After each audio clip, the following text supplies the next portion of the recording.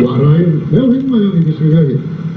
A bydd ar ôl hynny, y tyfachaf o ysbryd ar bob prawd, a chneibion a'ch merched a broffwydan, eich herniriaid a welant freuddwydion, eich gwir ieuanc a welant weledigaethau.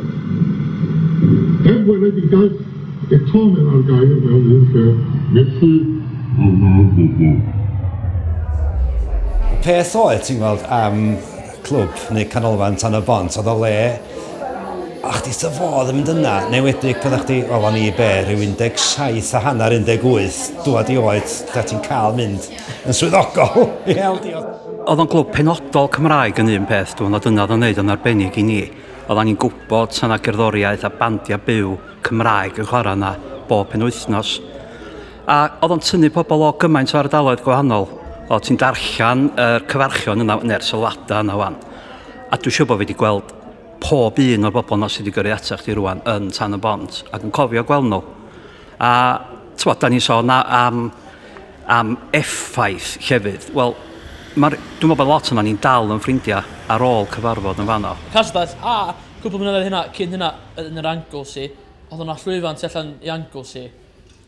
A dwi'n cofio gweld nhw fanna efo gwdaeth ein bran yr un diwrnod, dwi'n meddwl. Pretty sure. Dwi'n cofio, gytid, o'n i dda, toed o'n i. Dwi'n o'n i dal yn ysgol gynradd.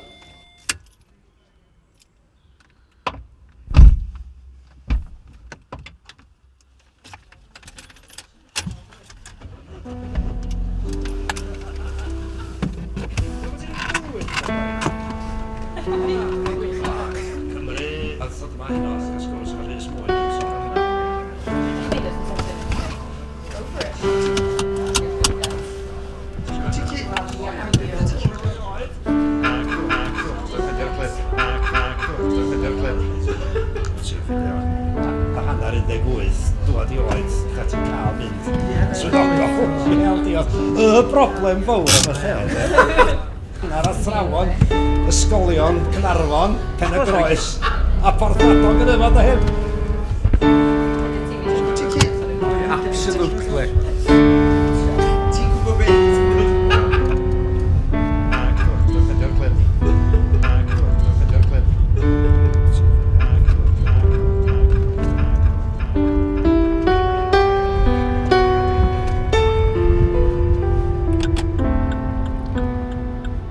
Probably mynd lawr i'r parc chwiaid.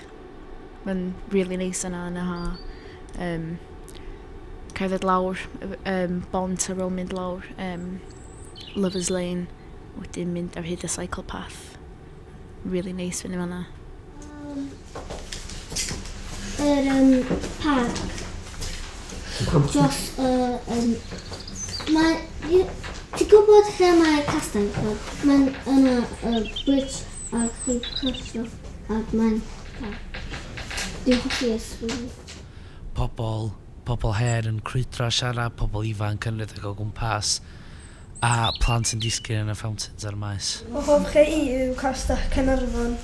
Dref. Caffi maes. Nes i fynd i twtio efo ysgol hen, actually.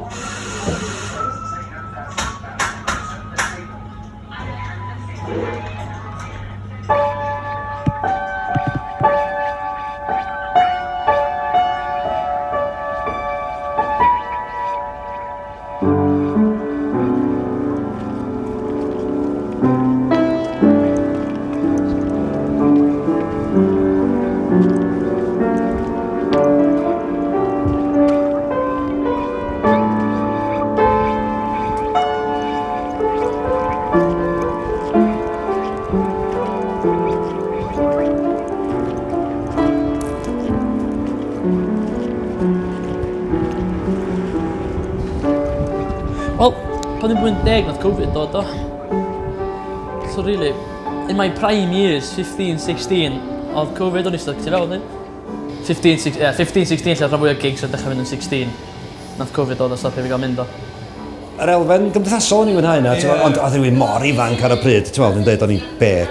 Oedd o'r dechreuais i fynd yna yn y flwyddyn cyn mi fynd i coleg sy'n golygu 1978.